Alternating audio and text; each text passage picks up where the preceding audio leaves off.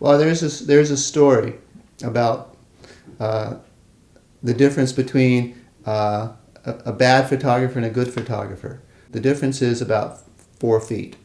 The bad photographer stands here, the good photographer stands here. The difference in a good photographer and a great photographer is about 2 inches.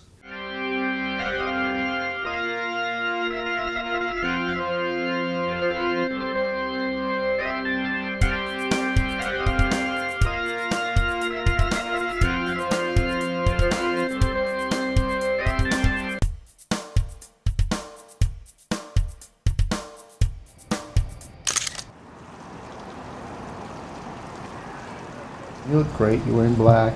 Everything's perfect, so this is going to go fine. As we go through some ideas, we'll get down to the part where if you could think of it almost I'm the artist and you're Sure. like clay, I'm going to start molding you Yeah, because I'm going to get in closer. Might even get your hands in here. Anything that could be unusual. Your glasses are great. We might do a profile. And in the end, we'll get 2 or 3 great portraits. Over here. Can I turn your head toward me, please? A little bit more. Tilt your head this way. Beautiful, right there. That's good. A smile is sort of the middle of the road. That's an easy thing. You know, I can make a person smile like that. But beyond that, everybody can have that. But then there's that elusive quality about an image that grabs you and says, look at me, what am I really about? And that's a hard thing to describe, but you know it when you see it. He does something with diptychs and triptychs that nobody else does. I think his passion for capturing on film people and their inner light was really powerful to me. He takes, several almost layers of imagery and combines it. We all, including myself, when you have a camera put in front of you, you want to sit up and you want to smile. It's just almost inherent, or do something. You want to pose anyway. And particularly when people come in for the traditional family portrait, that's what they think they're doing. Where I tell them, I say, these are the rules, in that I don't want you looking out at me, I don't want you smiling. In fact, I want you interacting. And I tell them, I say, this is going to be hard because you're not used to doing this. So I just back off and I let them interact.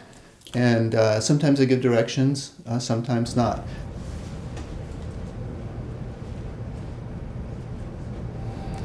So what I want to know is what you were like as a child, like when you were 6 or 7. It's very relevant to my current profession. I'm an only child, and I grew ridiculously fast. Really? Yeah, like I was the tallest kid in the whole school in elementary school. It was just, it was this. I was very conscious of the way I looked and being bigger, and so my nickname when I was like in middle school was Cow.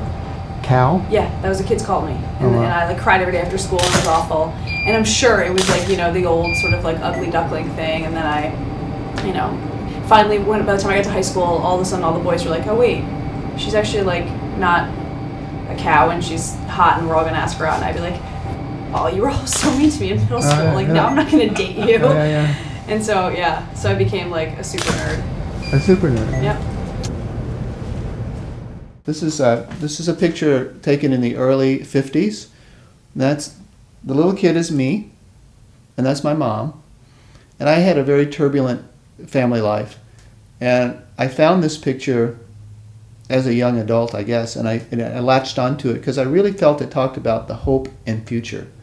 I look at my mom and I both looking out to the ocean, and to me it's a very hopeful picture. We're looking out beyond the horizon of what can be or what could be.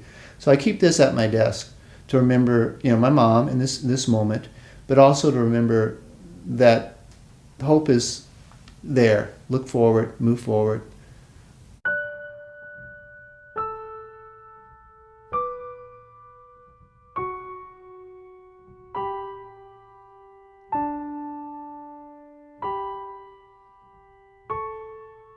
I think the loss of family has informed a lot of my work. I think I'm drawn to people, I'm drawn to portraits, I'm drawn to social situations to, in some strange way, to try to recreate family, perhaps.